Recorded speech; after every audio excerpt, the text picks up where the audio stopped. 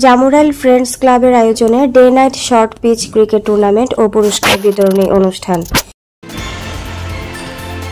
আপনারা দেখছেন সিএসটিভি, আমরা জনতার কথা বলি। কুমিল্লার নাঙ্গলকোটের ঢালুয়া ইউনিয়নের জামুরাইল ফ্রেন্ডস ক্লাবের আয়োজনে day night short pitch cricket tournament ও পুরস্কার বিতরণী অনুষ্ঠান শনিবার চর জামুরাইল সরকারি প্রাথমিক বিদ্যালয় মাঠে অনুষ্ঠিত হয়েছে।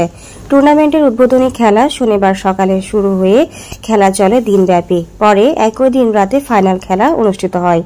ফাইনাল খেলায় অংশগ্রহণ করেন বক্সগঞ্জ মরহুম মকবুল আহমেদ ফাউন্ডেশন ও গোমকোট 5 স্টার ক্লাব।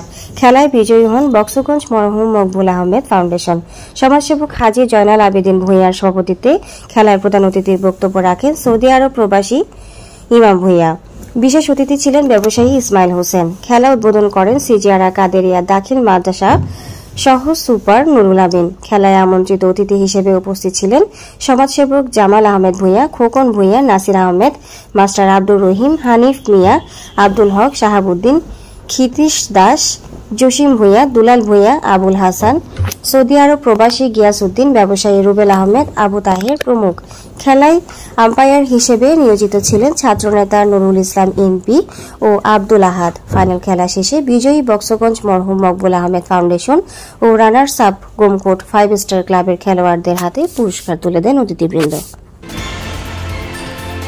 আপনারা দেখছেন সিএসটিভি, আমরা জনতার কথা বলি।